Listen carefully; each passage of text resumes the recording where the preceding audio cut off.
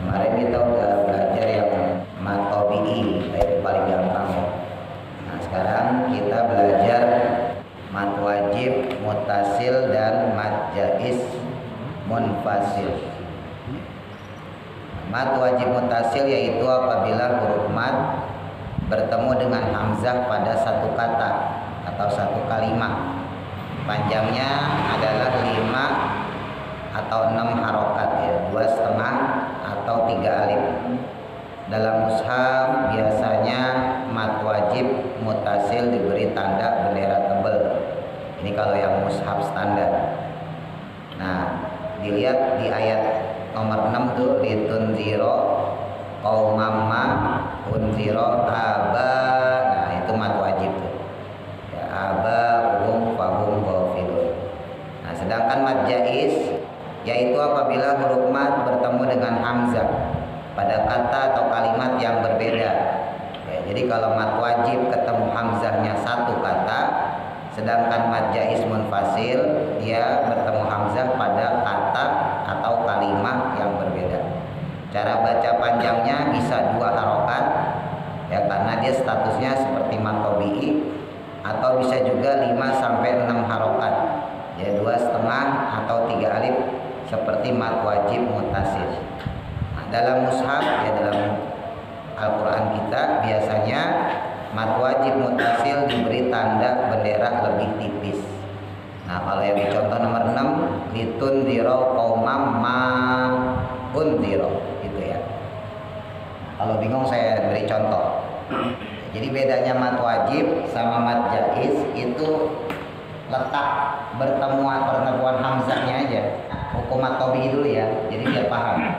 Misalnya ada mat tabi'i ba gitu ya, bi, ini yang kemarin kita bahas, bi, bu, ini mat tabi'i ini ya.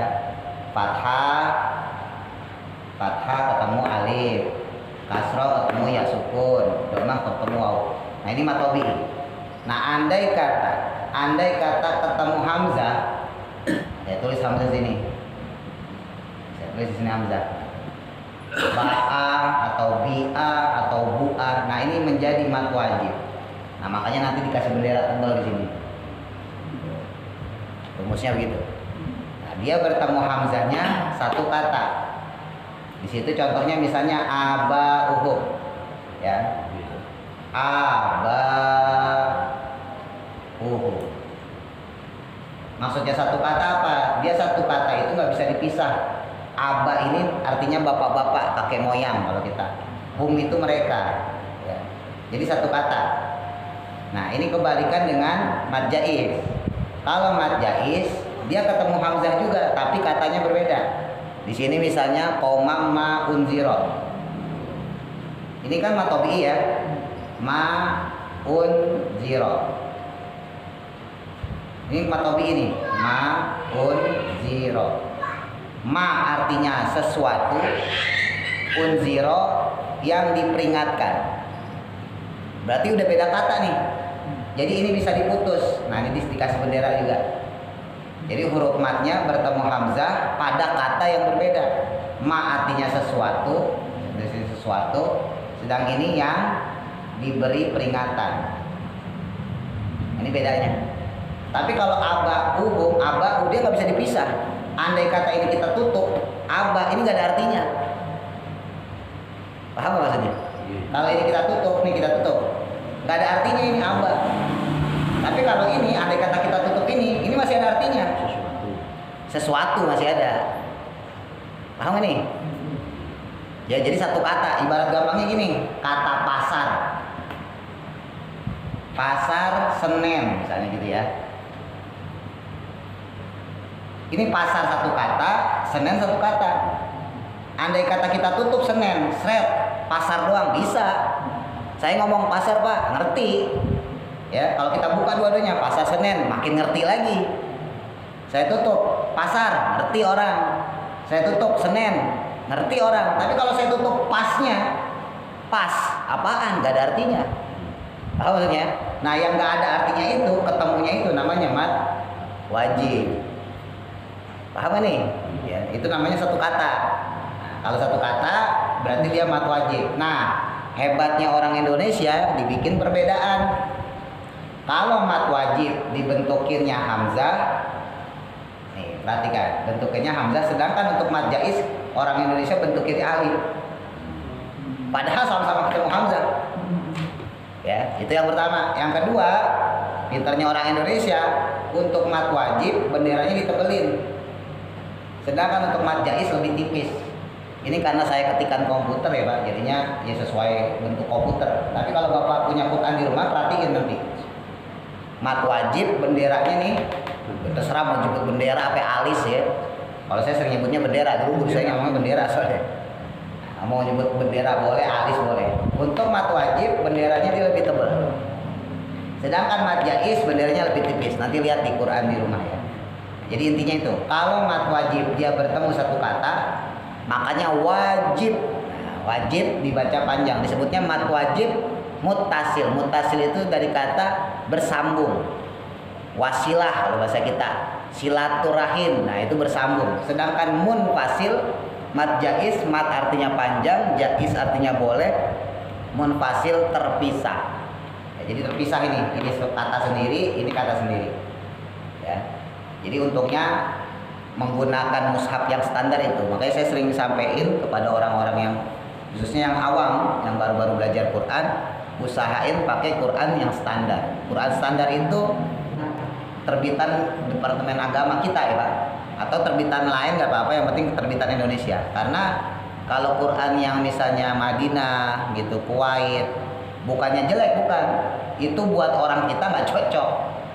Karena kalau orang sana kan udah paham, jadi dia tahu mana mat wajib, mana mat jaiz. Nah kita kan kagak ngerti.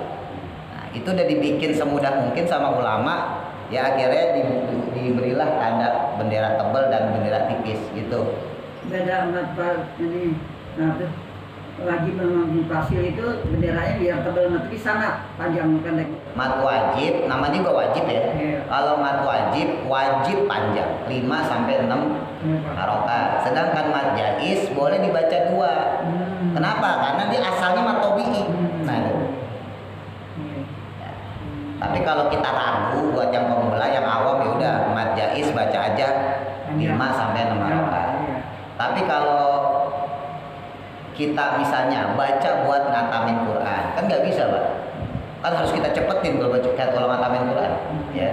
Misalnya kita Ramadan nih ya, Ramadan kita pengen ngatamin Quran ya, otomatis kalau untuk mempercepat waktu ya mat jaiz kita baca 2. Makanya sering saya ngelatih orang-orang yang ngaji, Pak Haji Wahab itu termasuk, kalau mat jaiz saya baca 2. Kenapa? Untuk melatih supaya orang paham mana mat jaiz, mana wajib ya. Jadi kalau mat jaiz boleh dibaca seperti mat tobi'i, hukum asal dia 2 harokat, boleh dibaca 5 sampai 6 seperti mat wajib. Bahkan sebagian ulama mengatakan boleh dibaca ausat. Ausat itu tengah-tengah antara 2 sama 6. Berarti tengah-tengahnya berapa? 4. Jadi misalnya perhatikan ayat 6.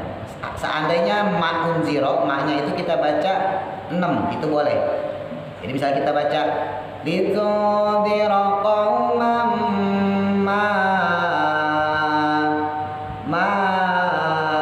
undira aba'uhum. Jadi panjangnya sama antara ma dengan aba'uhum, boleh. Tapi kalau kita baca 2 ketukan pun nggak masalah. Litundira qauman langsung ma'undira aba. Nah yang aba umumnya itu yang wajib panjang ya, yang aba umumnya itu yang wajib 5 sampai 6 harokat. Paham ya? Fahum ghafilun. contoh lagi nomor 7 tuh. Laqad haqqal qaulu ala. Tuh.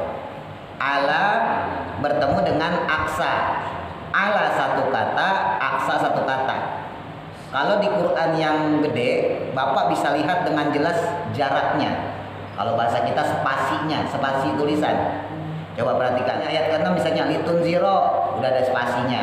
Qauman udah ada spasinya. Ma udah ada spasinya. Unziro udah ada spasinya. Abauhum spasi lagi. Fahum spasi lagi. Gofilun spasi lagi. Laqad spasi. Haqqo spasi. Al-qaulu spasi. Ala spasi. Aksarihim spasi. Fahum spasi. La spasi. Yu'minun spasi. Nah itu yang spasi-spasi itu menunjukkan perbedaan antara kata yang satu dengan kata yang lain. Paham ya? Ya intinya gitu. Kadang orang malas belajar tajwid itu begitu Pak. Susah. Sebetulnya gampang, tajwid itu gampang. Sebetulnya gampang, cuma kita dengernya doang udah serem. Wah belajar apa? Belajar tajwid susah udah. Suruh ngapalin, suruh. Padahal mah enggak, cuma begini doang. Apalagi tadi saya sampaikan Quran kita sudah dipermudah ya. Kalau orang zaman dulu wajar, kenapa belajar tajwid susah? Orang zaman dulu tuh jarang yang punya Quran Pak. Sekalinya punya Quran udah belel, tahu belel? Orang Betawi bilang belel, apa itu? Udah kagak layak lah ibaratnya gitu, ya kan? Udah kagak ada covernya, udah kagak ada sampulnya, masih aja dipakai. Orang zaman dulu, orang sampulnya dipakai tasnya, pakai tas bekas karung terigu, tas plastik, ya kan? Zaman dulu maksudnya. Dan sekarang mah udah enak kita, Quran kau beli, kitab kau beli. Jadi sebetulnya nggak susah, enggak, gampang kalau kita mau belajar, gitu ya. Jadi yang kita pelajari ini mat wajib. Untuk mat wajib kita baca 5 sampai 6 harokat, sedangkan mat jaiz ya untuk belajar saya biar biasa ya, kita baca 2 harokat, gitu ya. Baik saya bacain dulu, nanti baru kita baca bareng-bareng. Litu ifa nun mati ketemu da ya ifa litu diraqamam tahan idgham tanwin ketemu mim idgham biguna qamam ma. Nah ini mad jaiz saya baca 2 aja qamam ma ifa lagi nun mati ketemu da unzira aba hanya panjang mad asli aba. Wajib ya, huruf matnya bertemu hamzah satu kata. Aba fahum gha jangan go ya, jangan go tapi yang gha. Fahum ghairil maghdubi fahum fahum ghafilun. Bareng ya, tarik nafas 1 2 3.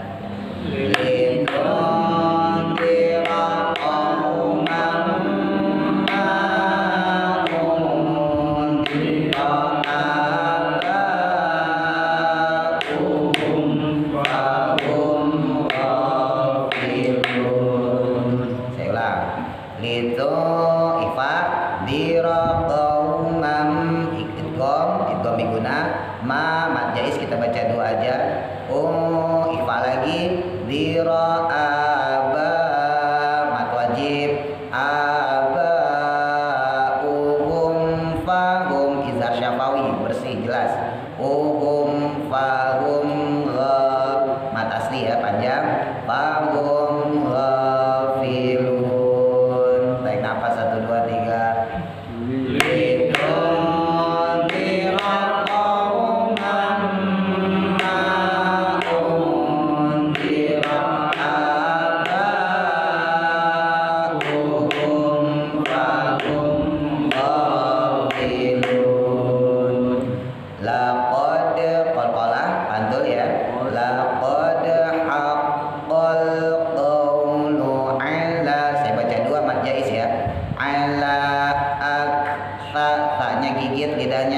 Jangan aksya, kalau syah shin tebel. Kalau ta ujung lidah di atas ya, keluar dikit.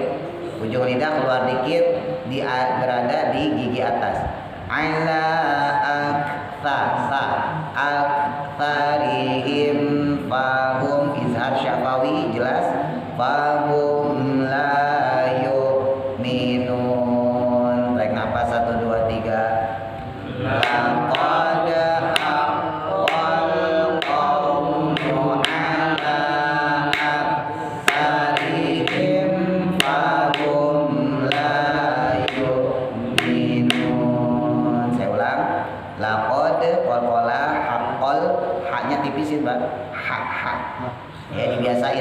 Ar-Rahman.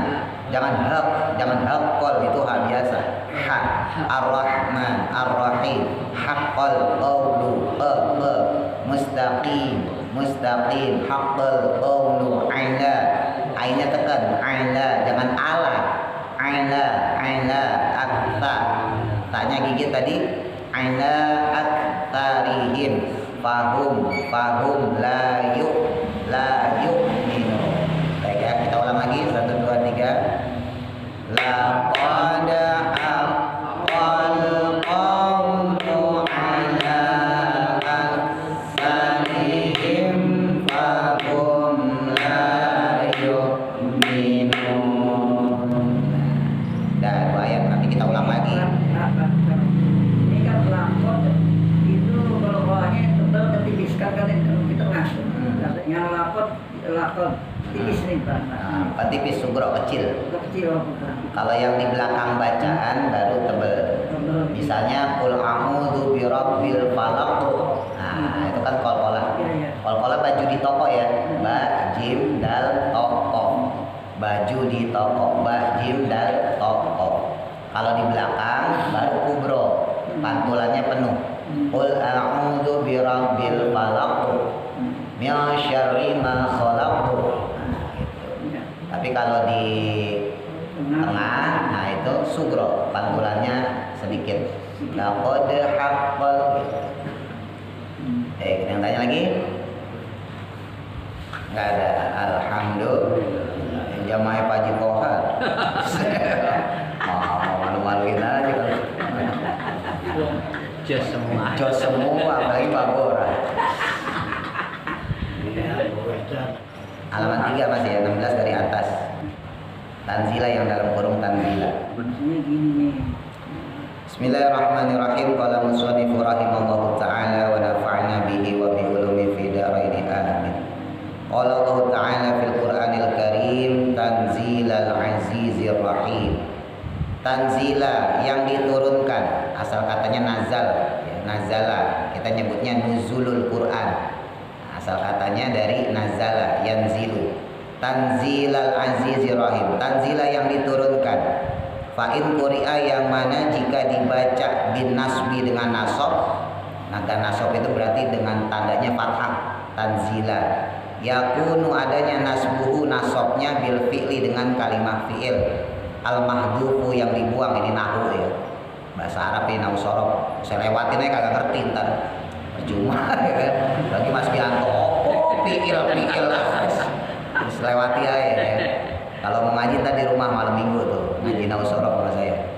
Fatakdiruhu, adapun takdirnya itu ikra, ucapkanlah wahai Nabi, ya katakan maksudnya kepada orang-orang kafir, ngasih tahu tanzilal azizi, ya, yang diturunkan oleh Al-Aziz, ya.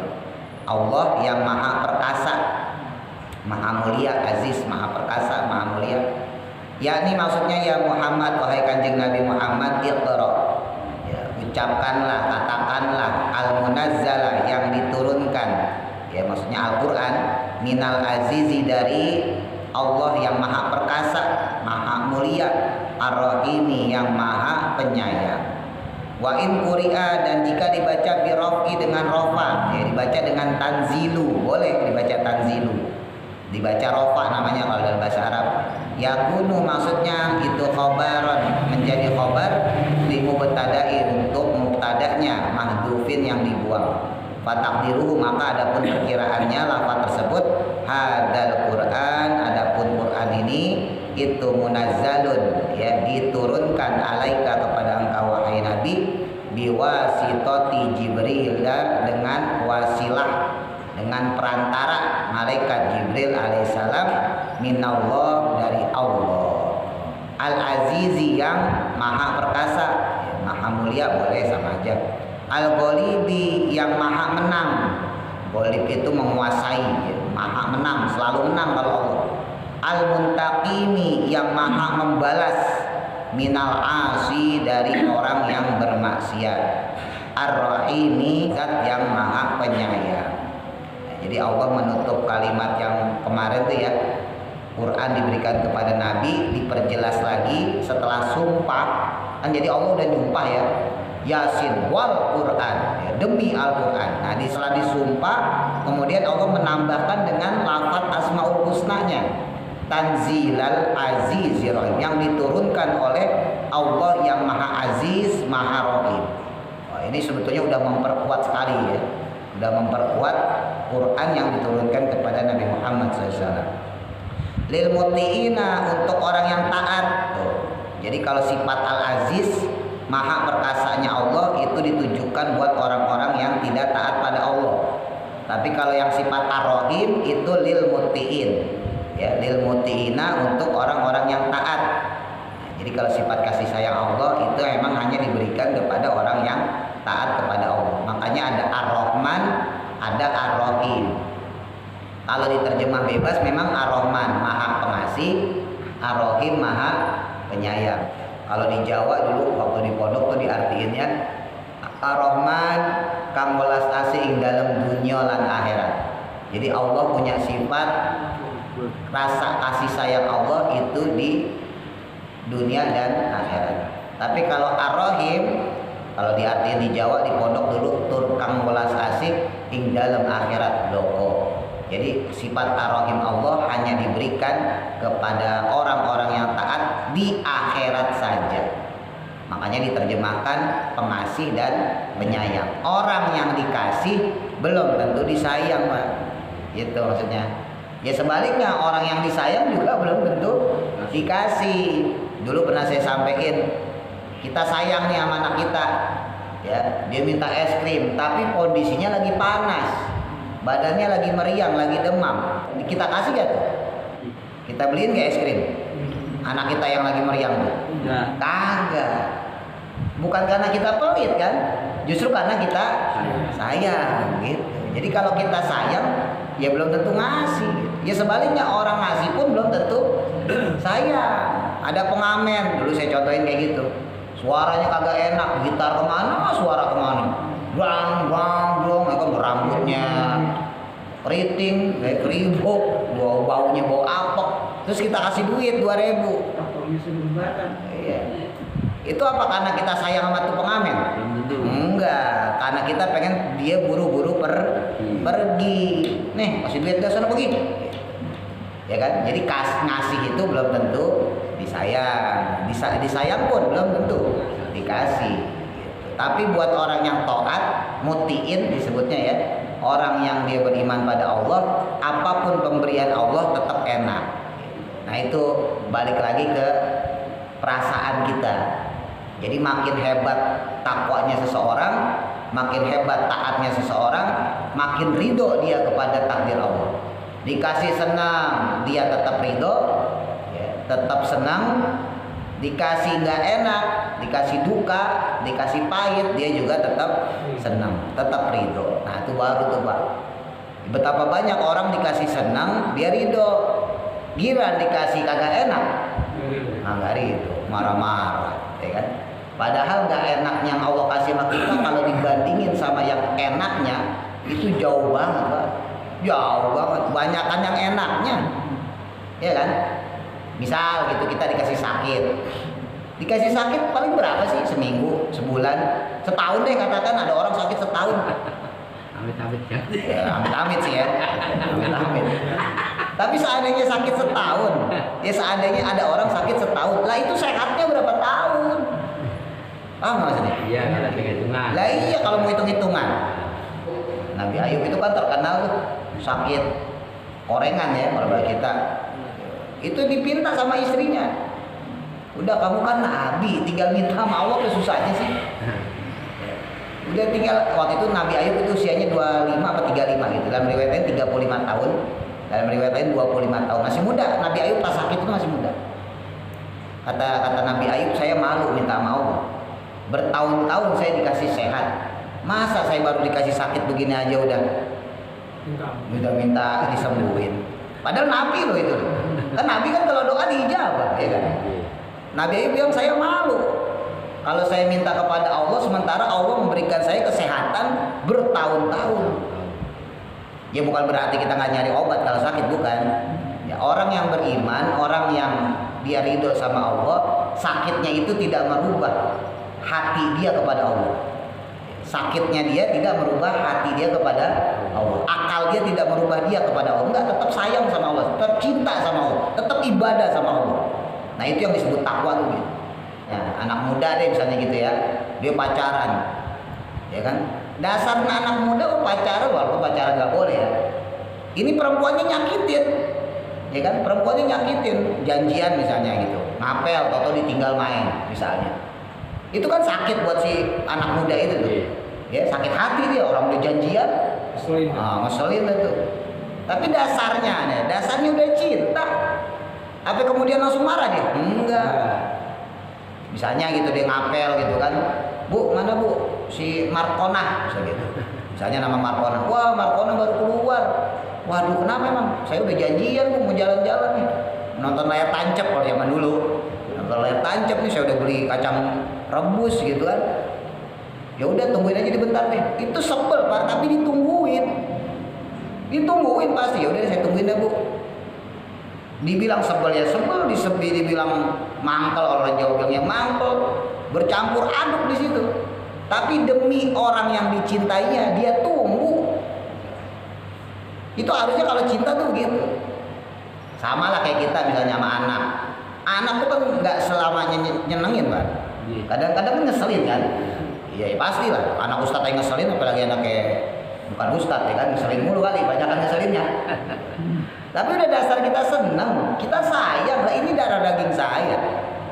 Saya membesarkan dia, saya ngasih biaya dia. Masa sih kita marah-marahin, kita pukulin? Kan enggak. Ketika dia berbuat sesuatu yang menurut kita kurang pantas, ya gitu ya, kurang pas, kurang sopan, kurang apalah, nggak enak di hati lah.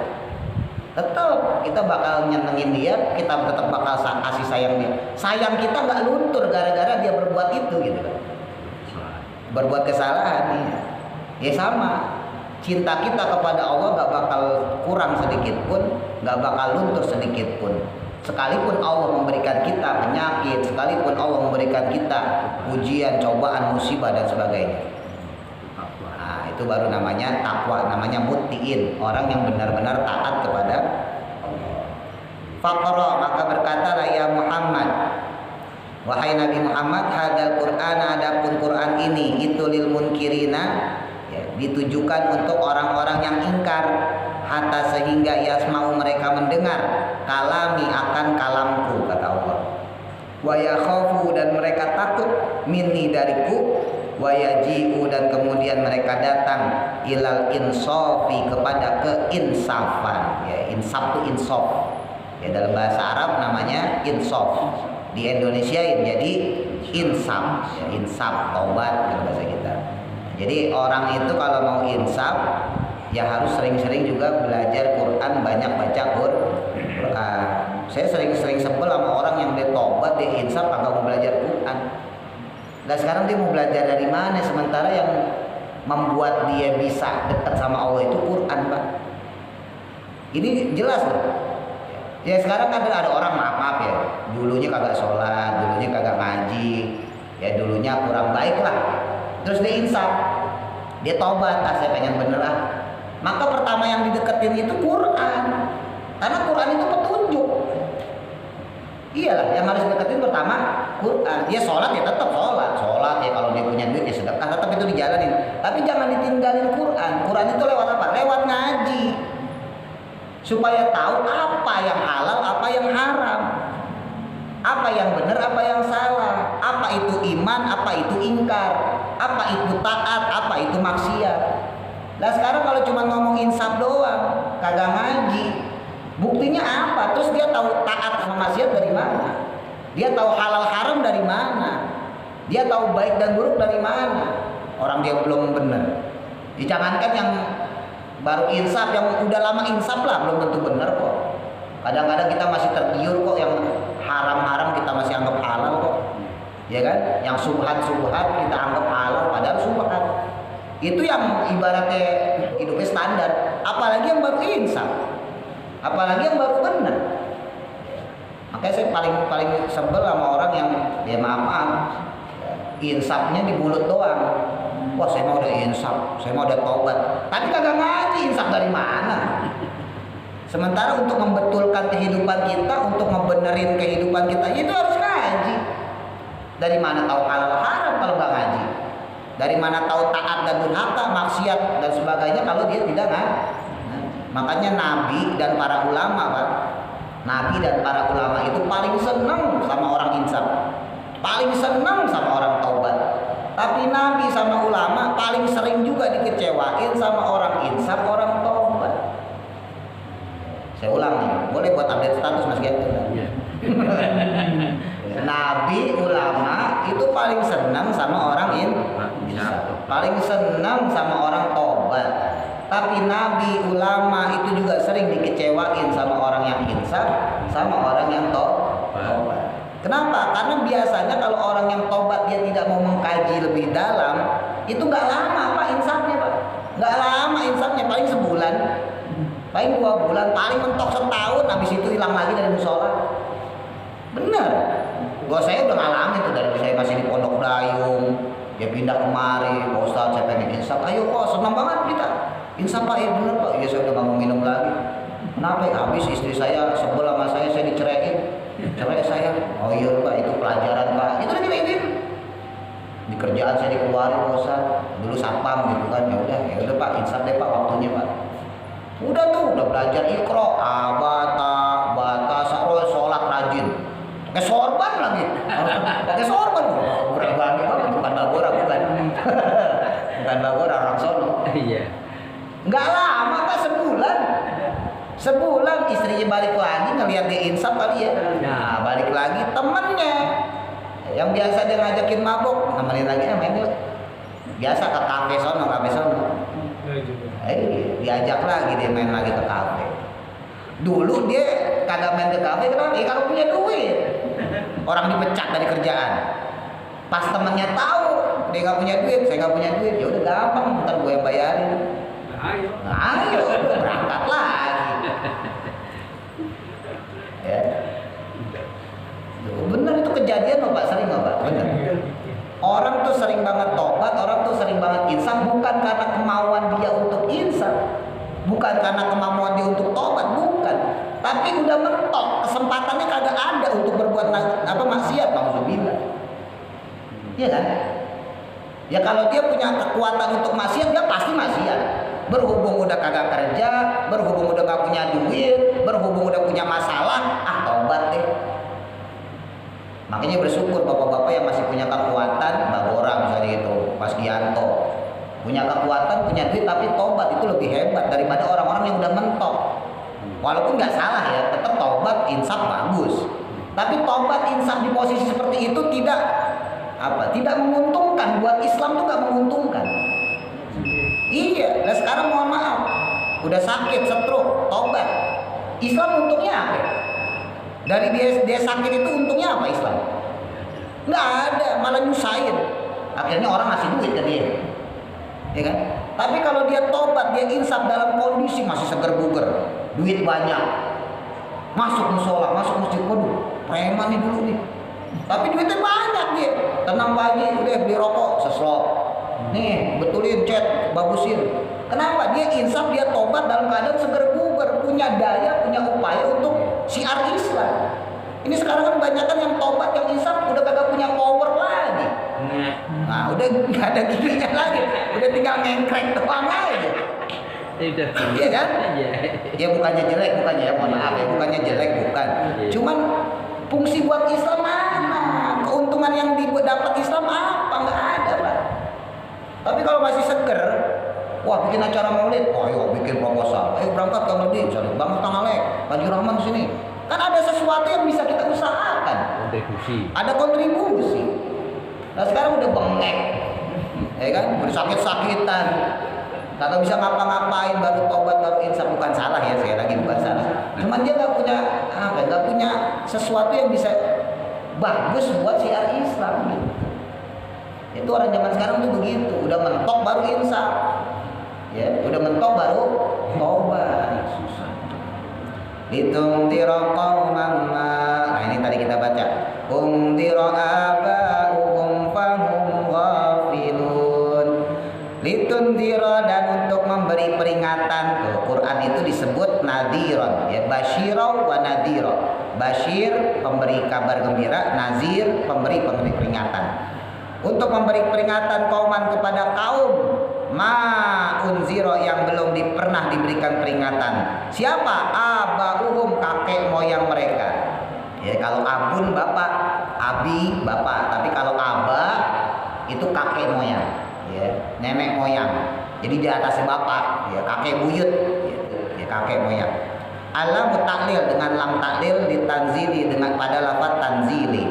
Kila dikatakan fama, lafaz ma fima unziro, yaitu yang belum diberikan peringatan, lin nafi untuk nafi. Nafi itu peniadaan. Maksudnya lam tunziro, belum pernah diperingatkan abauhum, kakek moyang mereka, al aqrabuna yang terdekat, ya, yang dekat, ditatawula saking lamanya, muddatal fatroti, masa fatroh. Dulu pernah saya sampaikan, ya, Nabi Muhammad itu kalau kita tarik, Pak, Nabi Ibrahim punya 2 anak. Anak pertama Nabi Ismail, ya, Nabi Ismail ditaruh di Mekah. Terus Nabi Ibrahim punya anak lagi, Nabi Ishak, ditaruh di Palestina, ya, kalau zaman dulu Syam. Nah, dari Nabi Ismail itu kan gak ada nabi, Pak. Konon Nabi Ilyas itu masih keturunan Nabi Ismail, tapi jaraknya jauh. Nah, intinya Nabi Ishak ini yang turun nih.